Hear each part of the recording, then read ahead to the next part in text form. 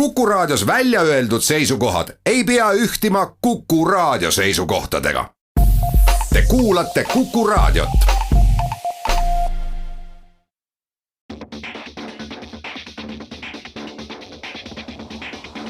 Autotund. See on saade sulle, kui sul pole päris ükskõik, millise autoga sa sõidad. Tere kuulajad, Autotund taas eetris. Stuudios Martin Mets, Tarmo Tähepõld, Autogeeniuse portaalist. Millest täna räägime? Räägime GPS-seadmest, millel GPS ei tööta. Siis räägime uuest Cupra Leonist. Volkswageni kiiretest autodest. Ja ühest kiirest Peugeot'st 508.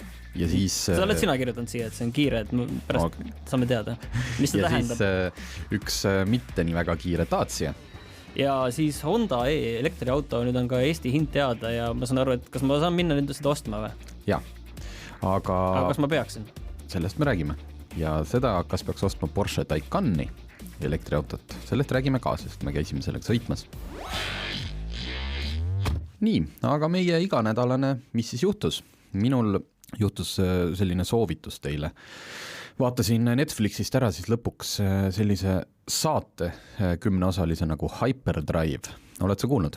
Ei ole. Räägi, mis see üldse on? Ma ei tea mitte midagi. Kas sa sellist saadet tead nagu Ninja sõdalane, mis on telekas tavaliselt mingi pühapäeval selline päevasel ajal? See on see, kus mingid Jaapani härrasmehed läbivad erinevaid selliseid treeningradasid ja proovivad jah, selline raske võistlus aja peale ja seal isegi mitte ainult härrasmehed, ka daamid ja preilid. Nii, aga ja kuidas need asjad nüüd seotuvad? Hyperdrive on siis Ninja Warrior aga autodega. Ameerika formaat, see ehitati ühte tööstuslinnakusse tõeliselt keerulised rajad. Loomulikult aeti väga kirju seltskond kokku, ülemaailmselt, mitte ainult Ameerika põhiselt. Ja siis tehti sellest korralik selline, show saade. Muidugi, kui see natukene võib-olla sellisele rahulikule eestlasele, see on 4 saatejuhti, kes siis kogu aeg kommenteerivad ja nagu kõik on kogu aeg nii awesome, nad on nii ülevoolavad.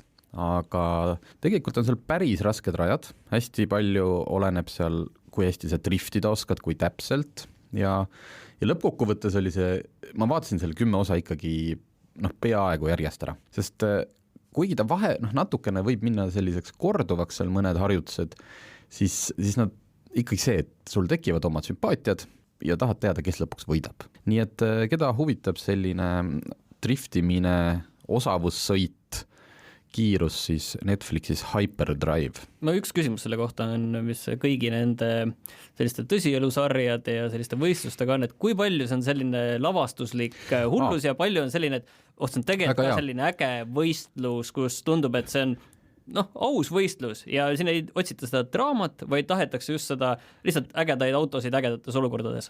Ja, et sa küsisid sellepärast, et ma kuulasin, enne kui ma seda hakkasin vaatama ühest podcastist, just üks osalejatest, kes jõudis ka finaali, oli külas seal. Ja ta rääkis, et loomulikult seal on natukene sükest filmikunsti, aga mitte nagu sõiduharjutuste osas. Et seal oli päriselt oligi nii, et need võtted toimusid kõik öösel ja esimest korda sa läksidki peale niimoodi, et sul oligi võistlusaeg ja paljusid harjutusi ei näidatud ette, ei saanud ka vaadata siis sellel ajal, kui teine teeb, et see osa oligi ikkagi päris. Aga see ühesõnaga see omavaheline draama ja seal, kes on tegelikult vihavaenlased, seal sõitjad, see on välja mõeldud ja kusjuures inimsuheteni seal ei mindud, see oli hea. See oli puhas sõit ja näidati inimeste taustalugusid, aga huvitav oli see, et üks selle saate produtsentidest, kes oli päris olnud selle juures aktiivselt tegev, on näitlejana Charlize Theron, kes on ilmselt siis salajane autohuviline. Nii, aga sinu nädal? Minu nädal ei olnud üldse nii huvitav võib-olla nagu sinul oli, aga mida ma olen nagu üks päev tagasi kõndisin rahulikult toimetusse tööle üle käiguraja. Panite tähele, kõndis, mitte ei sõitnud. Ja ma nägin kaugelt, et üks auto tuleb, aga ma nägin, et ilusti ma jõuan ja et küllap ta peatub. See auto ei peatunud. Ta peatus pärast seda, ta nägi mind sel hetkel ülekäigurajal, kui mina olin täpselt juba sealt auto eest läbi läinud, siis auto pani plokki ja härrasmees Kuller, kes oli roolis, oli samal ajal telefonis, vaatas ilmselt, kuhu tuleb järgmine pakk viia.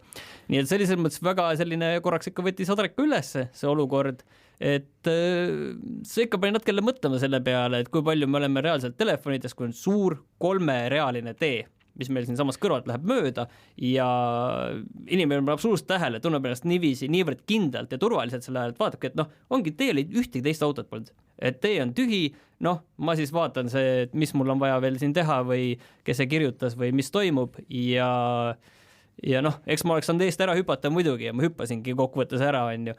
Aga see härrasmees ei pannud ikka üldse tähele, mis ümberringi toimub. Ja veider oli see, et paar päeva ennast seda just nägin ise sama olukorda peal, kus mina peatusin, siis olin autoroolis, peatusin enne ülekäigurada, teiselt poolt tuli, inimene läks üle, teiselt poolt tuli auto ja pidurdas samamoodi pärast ülekäigurada. Ta pani tähele, et inimene läks üle, on ju. See inimene lihtsalt jäi seisma, pärast mind ta nägi ise, et lennuga tuleb. Ja tema ei pannud ka midagi tähele, kas ta oli telefonis või tegi midagi muud. Et kaks sellist juhtumit väga lühikese aja jooksul, üks iseendaga, et see paneb ikka niiviisi mõtlema, et äkki see olukord on võib-olla ikkagi natuke halb.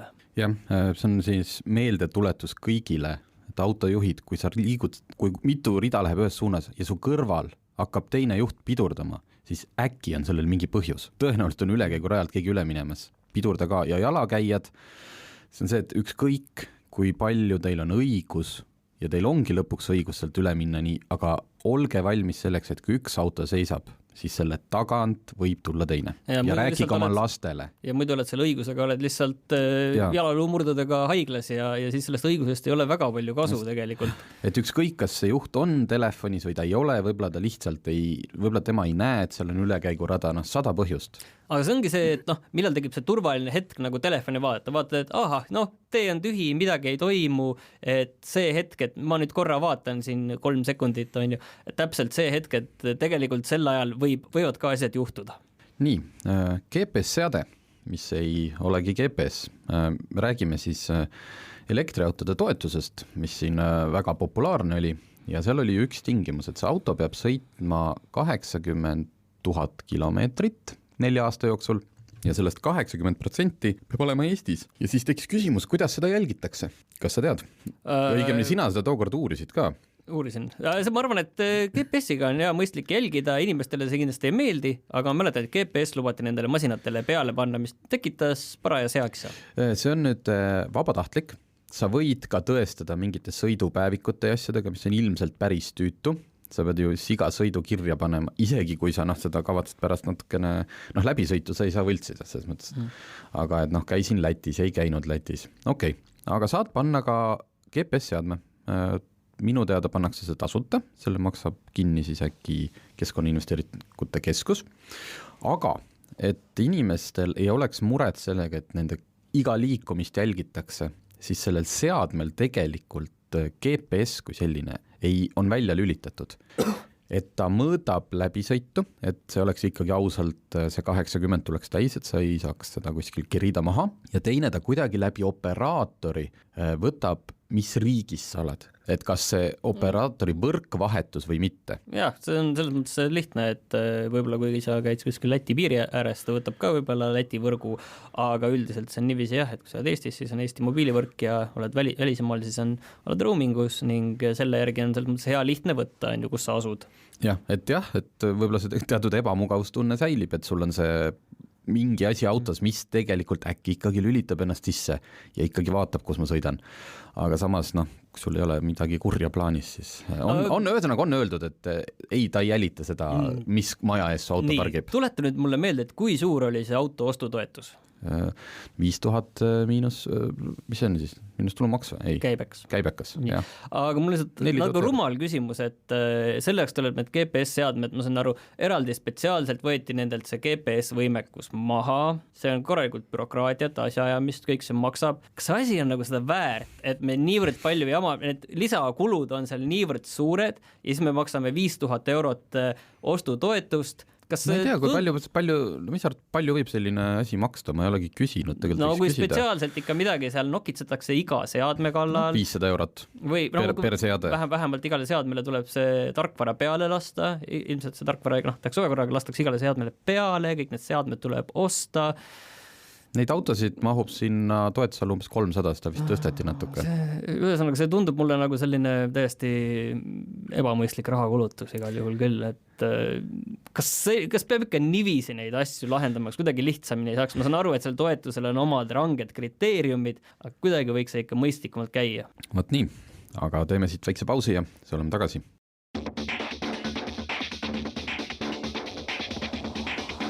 Autotund. See on saade sulle, kui sul pole päris ükskõik, millise autoga sa sõidad. Autotund taas jälle eetris ja räägime siis kiiretest autodest, millel ei ole peal GPS-seadmeid, mis sind jälgiks vist. Nüüd seoses sellega, et on tulemas uus Golf 8 ja siis selle ju sõsarmudel ühesõnaga Seat Leon tutvustati ka, aga on tulemas ju mõlemast ka kiired versioonid. Golf GTI, aga Seat Leoni kiire versioon on nüüd liikunud, asjatundjad teavad, Cupra brändi alla. Ehk see on siis sõsarbrändi põhimõtteliselt, kui me Golfi juurest hakkame pihta. Just, et kui seni oli hirm, et Cupra teebki nüüd ainult siin linnamaastureid, Cupra Ateca on juba väljas, tuleb Formentor, siis vahele susati ikkagi üks kuum luukpära. Tuleb kohe kahes variandis, ehk siis universaal ja luukpära ja lisaks sellele on ka mootorivalikud seal palju. Loomulikult tavaline 2-liitrine, mis on natukene nõrgem, 245 hobujõudu, sarnane nagu Golf GTI, see on selline mõistliku inimese kähkusõidu auto. Siis on olemas ka muidugi 300 hobujõuline, nagu praegult, ja tuleb ka pistik hübriid. Selle andmeid ei ole praegult veel täpselt välja öeldud, minu teada, mina ei näinud, aga ja siis on veel üks 310 hobujõuline nelikveol, ühesõnaga, jälle, läksin siin numbreid ja nimesid lugema, aga positiivne selle asja juures ongi see Cupra brändi need kiired autod. Esiteks nad on väga head välja, minul meeldib see, nad kasutavad sellist pronksi värvi detaile, antratsiit, hallid autod.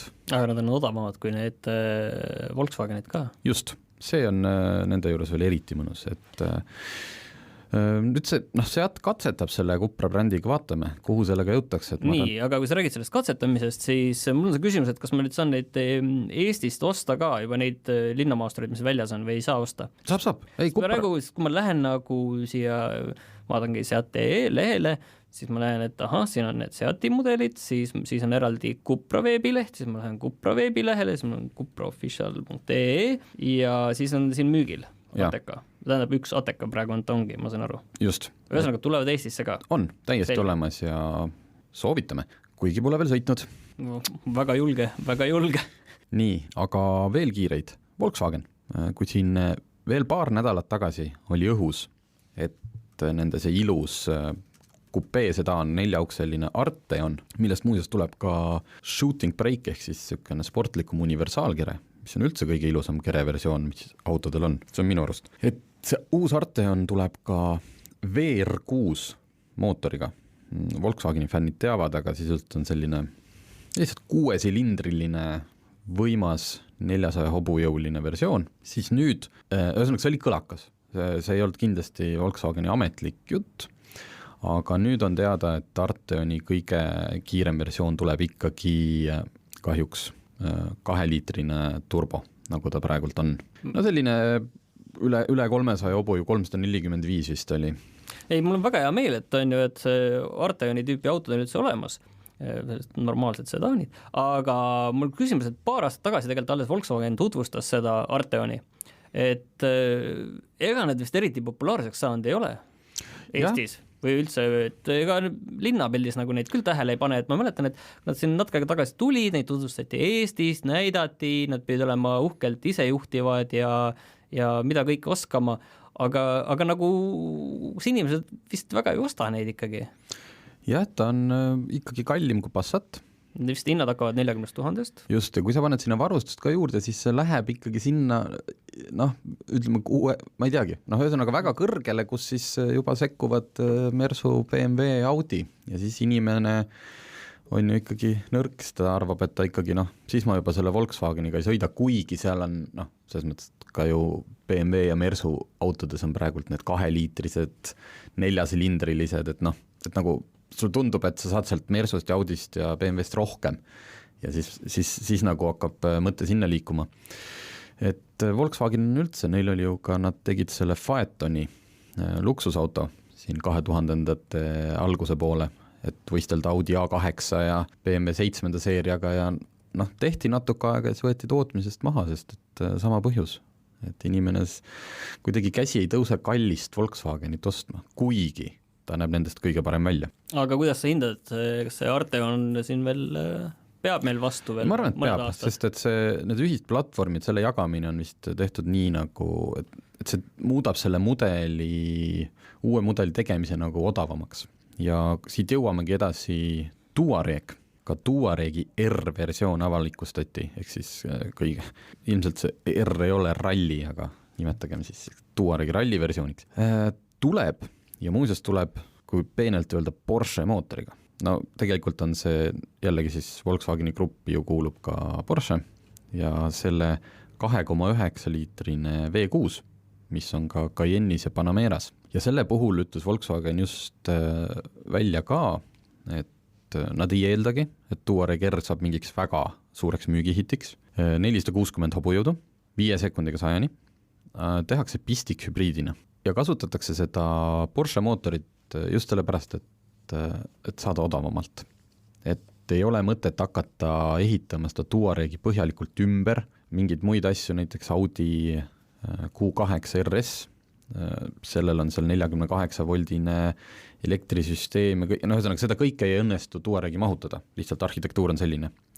Aga Porsche 2,9 V6 ei ole ka üldse halb mootor ja kui sinna läheb veel 130 hobujõudu tuleb elektrimootorist, elektrimootoriga nagu ikka, umbes 50 kilomeetrit saab sõita ka puhtalt elektri peal ja ilmselt on seal ikkagi natukene tegu ka selle vana head CO2-ga. Et see pistik-hübriidi paberid CO2 on lihtsalt nii magusalt väike autofirmade jaoks, et kui sa tahad midagi vähegi sportlikku teha, siis on sul mõistlik teha seda pistik-hübriidina, et mitte niigi oma lõhki minevat. Ja sa ei mõtle üldse selle peale, et inimesed tegelikult peaksid hakkama seda pistik-hübriidina kasutama. Just, sa peaksid seda iga õhtu ikkagi kodus laadima panema ja kõik mõtled, et see elektrimootor on sul seal selleks, et ainult jõudu ja võimsust anda. Touareg erinevalt siis Arteonist on tegelikult ju Eestis vaatad on ikkagi enam-vähem populaarne, et kuigi selle hinnad muidugi selline suur linnamaastur hinnad hakkavad ikkagi 50 000, aga ta on võib-olla siis teistpidi selline vaese mehe Cayenne, julgen nii öelda või? jah, eriti nüüd, kui sinna ka Porsche mootor ja mõtlengi, et peaaegu nagu ju no aga nii ongi, ja ühesõnaga Volkswagenil on neid R-mudeleid tulemas praegu palju, siin on märgatud Tiguan R-i ja meil peaks tulema proovisõit T-Roc R-iga siin aprillis, et RRR, Volkswagen ja kiire. Teeme siia ühe pausi ja siis jätkame.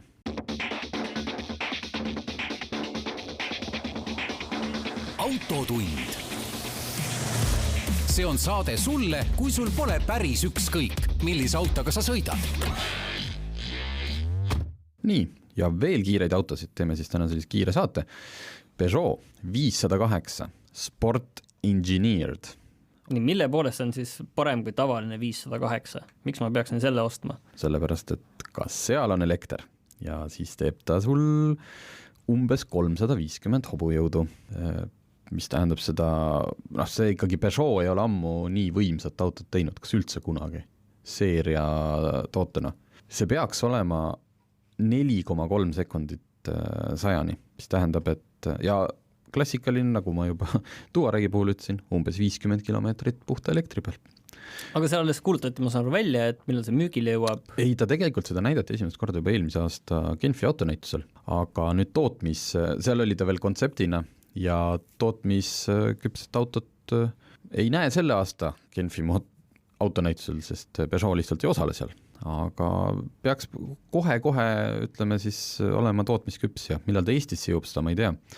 Aga jällegi, et see elektri lahendust aina populaarsemaks muutumine tähendabki seda, et ühtepidi autofirmad saavad paberil oma CO2 väiksemaks, aga teistpidi ta võimaldab lihtsamini teha selliseid kiireid autosid. Lihtsalt, kui sa enam-vähem oskad selle elektriga midagi teha, sul see autos kuskil on paigutada need elektrimootorid, siis on lihtne, et 200 hobujõulisele, ma ei tea, bensiinimootorile paned seal elektri juurde ja ongi 350. Vaatan praegu selle 508 pilte, et tegelikult see ikka näeb väga äge selline sedaan välja, et minu meelest päris värskendav on näha Peugeot kõigi nende linnamoostorite kõrval või siis selle 208 kõrval ka selliseid tavalist ägedat autot.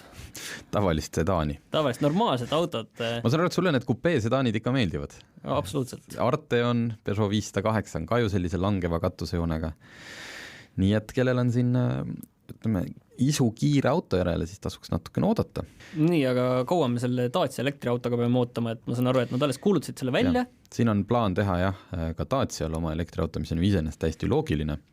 See baseeruks ühe Hiinas müüdaval Renault KZE, seda Euroopas ei ole, ja see oleks nüüd see Dacia, oleks tõeliselt selline, Daciale omaselt soodne, väike, lihtne. Näiteks Renault Oot, ma kohe pean su kinni, et sa ütled elektriauto kohta soodne, mis see siis tähendab? Ei Dacia tähendab... No muidu tähendab 10 000 umbes. Jaa, elektriarvestuses ta olekski soodne. 20 000. Ei, 20 000 saad sa juba Volkswageni. No see, ma saan aru, see Dacia on ikkagi rohkem nagu selline suurem auto, aga ma tean, Volkswageni saad selle kõige pisikesema. Tegelikult ei ole hinda teada, aga see Renault Hiinas hakkab hind 8500 eurost ja Renault juhid on hiljuti ühes intervjuus öelnud, et nad uurivad võimalust tuua Euroopas turule umbes 12 000 eurone elektriauto. Ja ma eeldan, et nad pidasid silmas ikkagi sellist normaalset autot, mitte nagu see Renault Twizy oli, see äge sükene sellise pisike kolmeukseline, ei kaheukseline, mis võtab pool parkimiskohta ja just ja istud üksteise taga niimoodi. Et selles mõttes, et Dacia oleks ikkagi tavaline auto, ilmselt 4 uksega, ja kui sa tõesti saaksid siis 12 000 euroga selle kätte, siis miks mitte? Sõiduulatus... Ma olen selle 12 000 suhtes väga skeptiline, et kas Euroopas kunagi sellist hinda hakkab maksma, et Hiinas, ma saan aru, natukene teised nõuded on autole ka, et siin Eesti või Euroopas tuleb... No ja, kui Hiinas on 8500 ja paned sinna veel 3500 otsa, siis saadki need nõuded täidetud, turvapadjad ja akude maht lubab sõita 100 kilomeetrit siis umbes. Ma ei tea, sellel Renault versioonil on elektriline sõiduulatus 250 kilomeetrit. Paberil, eks ütleme siis 200 või midagi peale. No Tallinnast Tartu ei sõida. Et loodame. Nii, aga veel üks väike elektriauto lõppu. Avastasin, et Honda E on ilmunud Eestis hinnakirja. Üllata mind, palju see maksab? Ma ei saa sind kahjuks üllatud, ma pean sind kurvastama, sest selle hind hakkab 34 500 eurost. See Honda E on hästi väike, äge, selline 80 fiiliga pisike auto, kus võib-olla ekraan on võib-olla isegi natuke liiga palju sinna ette minu hinnangul pandud, võiks selle pealt kokku hoida ja teha sellest odavama masina. Aga see tunduks nagu äge selline teine auto, et kui sa tahad nagu elektriautode maailma sisse minna, aga sa tahad sellist teist autot, poes käimisautot, kes ikka jala käib, on ju, et 2 kilti käid poes või teed mingeid väiksemaid otsi, sellise jaoks on ideaalne väike auto. Ja minul on igal juhul kole kurb meel, et see auto maksab 35 000. 34 500 on 136 hobujõuline ja 36 900 on 154 hobujõuline. Aga nende sõiduulatus peaks olema enam-vähem sama. Ja see sõiduulatus kahjuks on selline umbes 200 kilomeetrit. Ühesõnaga, see on nagu masendav, et kui me räägime elektriautodest, siis me ikka ütleme, et näed, Tallinnast Tartu sellega ei sõida. Jah, see Honda E ongi mõeldud selliseks linnaautoks ja meil on raske nagu seda linnaauto kontseptsiooni väga palju aduda, sest et Eestis linna ei ole, et isegi Tallinna lähivallad on juba sellised, et kus 200, sa sõidad, jah, juba oledki maal. Tõsi, selle Honda E puhul sa maksad ilmselt selle, ma kujutate, stiili disaini ja nunnunduse ja ägeduse eest seda premiumit siin ikkagi 10 000 eurot. Aga see on äge, ta on minu meelest nagu ikka visuaalselt täiesti eristatav nendest kõigist teistest ja heas mõttes, et selliseid väikseid punne tehakse ka, mis on, vaatad, ongi kas või Leaf või kõik, mis need on, aga see on natukene ikkagi selline ägedam ja teistsugune tõesti selle odava auto juurde, mis ta odav on, aga sinna, me räägime ju Tesladest või kas või Porsche Taycanist, me räägime ikkagi elektriautost, mis maksab alla 40 000, et selle juures on tehtud nagu äge auto. Ja, et enne, kui me veel sellega sõitnud oleme, ma loodan, et me saame sellega sõita, siis ma ütleks, et kõige ägedam elektriauto, mis praegult on just selle ägeduse poolest. Aga selles mõttes mis minule selle elektriautode tulekuga torkab silma on see, et mida ma ise ka olen mõelnud, on see, et elektriautod ilmselt toovad ikkagi autosid juurde, sest esialgu inimesed võtavad selle endal teiseks autoks, et okei, mul on see normaalne sisepõlemismootoriga tavaline ja turvaline auto, millega ma olen harjunud sõitma, on siin olemas, aga okei, mul nagu raha lubab, et ostan teiseks autoks selle, mõtlen siis peas läbi, et võib-olla tuleb suht säästlik, selle säästlikuma väikse elektriauto, et võib-olla ma teist seda bensiinimootoriga suurt autot või diisliga autot ei ostaks, aga ma võtan selle elektriauto, et äkki tuleb nagu kokkuvõttes odavam ja mõistlikum, kuigi praegu räägitakse seda, et elektriauto tuleb sulle kokkuvõttes kasumlik siis, kui sa sõidad ikkagi aastas sellega mitukümmend 1000 kilomeetrit, ma ei tea, kas see tasuvuspiir oli seal isegi üle 25 000 kilomeetri, kui ma ei eksi. Jah, ei, elektriauto praegult, sa pead sellega, see on selline juurutamise faas praegult. Kõik peavadki, et sul ongi siis 2 autot, sa sõidad oma sisepõlemismootoriga vähem, rahas sa ei tarvitse üldse võita ja kõik nii, et see ongi selline proof of concept, et kas see toimib või ei toimi. Ja kui inimene suudab tegelikult esimese nädala sellega sõita ja teise ja siis ta saab aru, et täiesti võimalik, tekib see rütm laadimise ja kõigega. Ja üks asi veel laadimise kohta, et mida ma mõtlesin, kui ma olen näinud kogu aeg kõik neid pilte, kuidas need laadijad üle Eesti, mida on vist praegu paarsada, on kõik paksult täis, meil on kuskil 200 laadijat umbes Eestis või natuke peale. Jah, 160 oli neid elmokaid, aga need on Chademo. Aga ja meil on autosid 1360 midagi, siis teeb ju umbes üks laadija 6-7 auto kohta ja me oleme ikka omadega täiesti umbes, mis näitab seda, et ideaalis meil peaks olema üks laadija 5 auto kohta umbes, et see asi toimiks. Praegu muidugi need elmolaadijad on igal pool üle Eesti laiali. Just ma arvan, et Järva-Jaani laadija juures sa saaksid kogu aeg laadida. Ma ei ole kindel. Ei ole seal 6-7 autot ees. See auto on ees siis, kui mina tahan laadida. See on vana ja Murphy. Aga ma just mõtlen seda, et tegelikult see laadijate hulk peaks ikkagi väga-väga plahvatuslikult kasvama ja kõik need asjad, mis meil siin selle aasta jooksul on räägitud, et kes teeb veel siin hulga laadijaid juurde, mul tunne, et sellest on ikkagi väga vähe veel, et see asi nagu oleks mõnus. Elektriautot peab laadima kodus. See on sul esimene asi elektriautot ostes. Sa ei saa seda osta arvestusega, et sa hakkad seda kasutama avaliks laadijates. Avalik laadija on nagu viimase hetke lahendus või sõidupikendi, et kui sa nagu ei ole sõidad Tallinnast Tartusse, seal laed, sõidad edasi Võrru. Vot nii, aga teeme ühe pausi ja siis räägime veel ühest kõige kiiremast autost.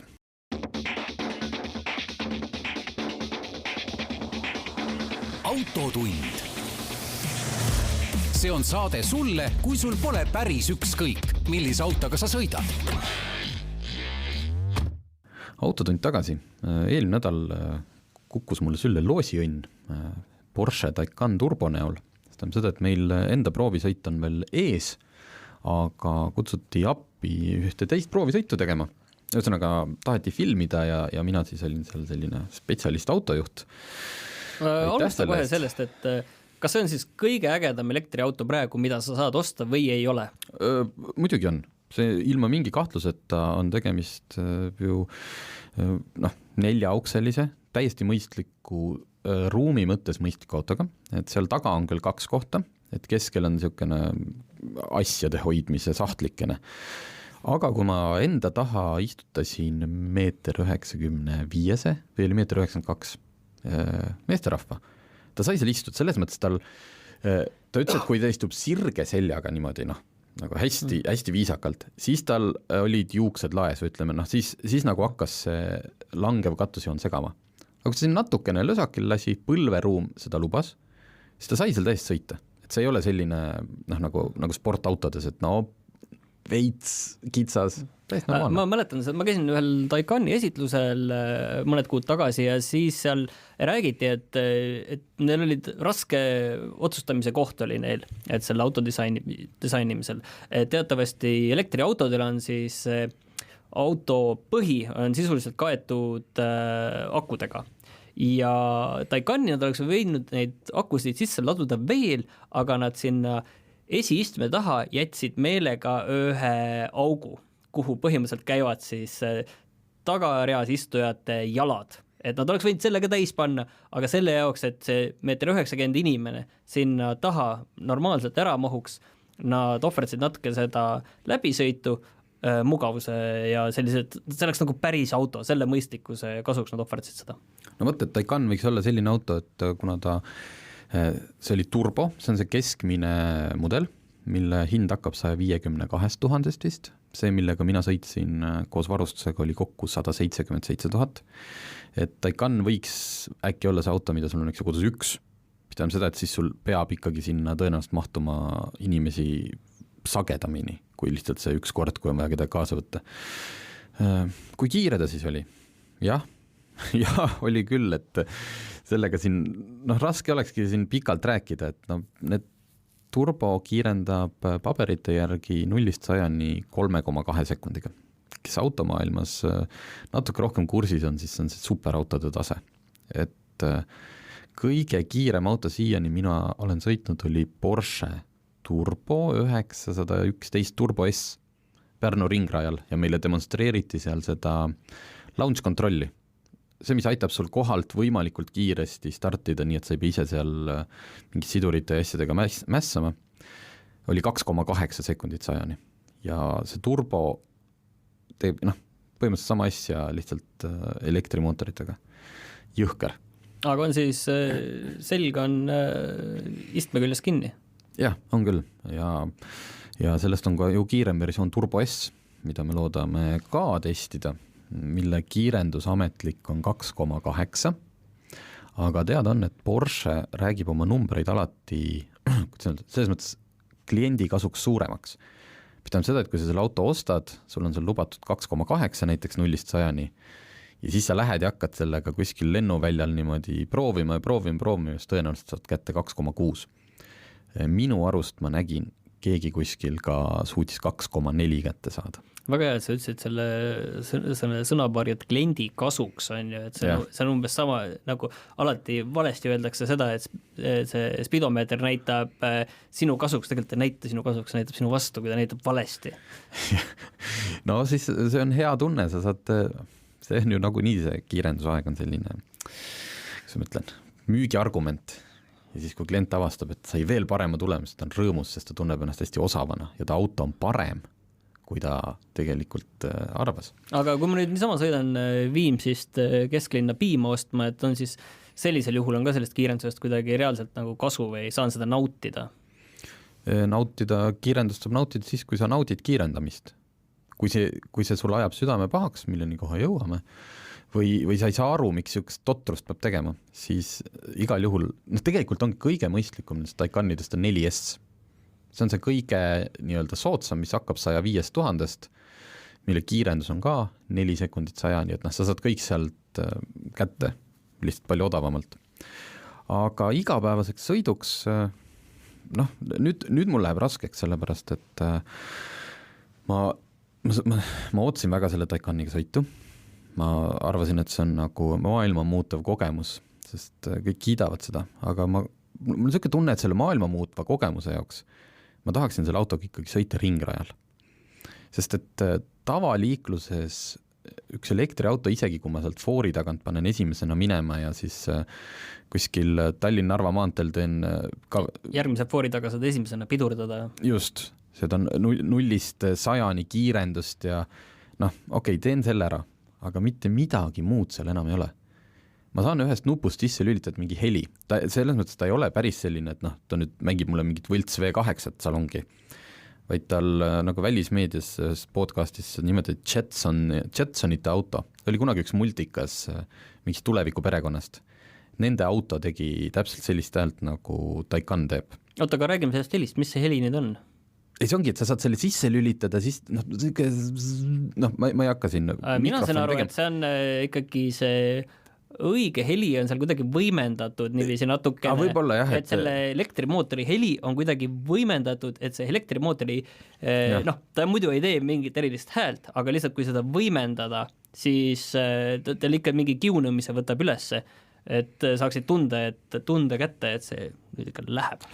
Et kui see nupp on välja lülitatud, siis on ta elektriautolikult paikne, Porsche kvaliteet, eks ju, ega seal tuule ja rehvimüra ka palju ei ole, et aga siis mul hakkaski tekkima mure, et mille eest ma maksin 77 000, kui ma nagu kui ma sõidan mingi Porsche 911 turbo bensiinimootoriga, siis ma kuulen kogu aeg seal nagu mingit mootori häält ja siis ma saan käike vahetada ja rohkem nagu tundub, et saada oma raha eest.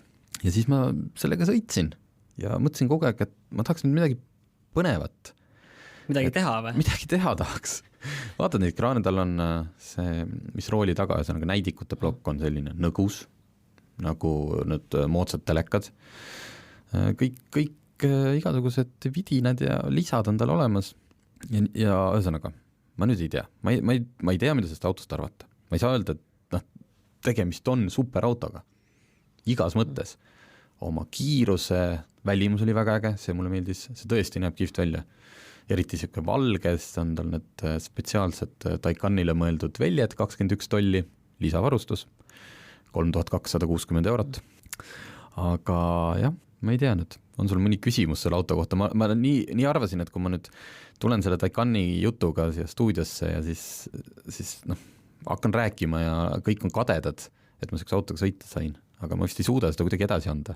Tunned, sina, kui sa nägid seda Tšehhis vist käisid vaatamas, tekkis mingi ootusärevus, et see tekkis küll, mul tekkis see, et tahaks sõita ka, et tahaks nagu näha, mis see tunne on, aga ma saangi aru, et tegelikult, et seda sa käid sellega siin liikluses sõitmas ja see tunne ja kõik see piiratakse sul nii tehislikult ära sellega, et sa ei saa selle auto võimeid tegelikult kuidagi reaalselt siin proovile panna. Sa isegi ei saa neid piiride tunnetamisel lähedale minna. Vist ongi asi selles, et kui sa tead, et seal on nii palju veel minna, mida sa võiksid minna, aga siin Tallinna kesklinnas sa oled mõistlik inimene ja see ei lähe. Just, ja sisepõlemismootoriga autoga lihtsalt on võimalik nagu legaalsetel kiirustel saada oma see emotsioon kätte kas või selle hääle ja selle ise tegemise käigus.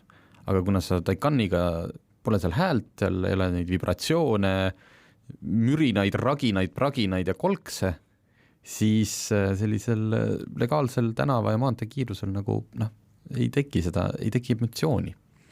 Võib-olla see emotsioon siis tekib vaata nendel inimestel, kes enam ei ole nende 911 nendega pole käinud, on ju kuskil nevis sõitmas, pole seda tunnetanud ja see on neil see esimene asi, millega nad lähevad ja nad teavad. Ma räägin praegu sellisest ikkagi autoinimese või autofänni vaatepunktist. See on liiga palju taaka on sul nagu selja peal. Ja üks asi, mis jäi silma selle konkreetse prooviauto puhul on ikkagi see, et see on nüüd jälle hästi subjektiivne, aga tumeda sisuga auto. Ta jättis mulle natukene liiga tavalise mulje, seesama, et kindlasti Porsche on piisavalt konservatiivne, et ta ei saa teha selleks mingi ulmeautoks, et mul on seal, ma ei kujuta ette, mingid kosmosematerjali välimusega keredad detailid, aga sees oli veits igav oli olla. Ja eriti ukse juurde. See on väga normaalne auto, nagu tundub, et see mulle just nagu meeldib. Aga hele sisu võiks vähemalt. Et ma saaks oma raha eest, ma tundub, et hele sisu, kui ma olen oma raha eest rohkem saanud. Võt, aga kellel on vähegi võimalik seda Taycani proovida, siis igal juhul tehks ära, selles mõttes on... Aga on nüüd teada, kas Eestis on keegi ostnud ka selle? Vähemalt 18 inimest on selle tellinud omale. Märtsis hakkavad kätte saama, nii et hakkate neid Taycan'e alles nägema siin. Võt, sellega siis tänaseks lõpetame ja kuuleme juba järgmisel nädalal.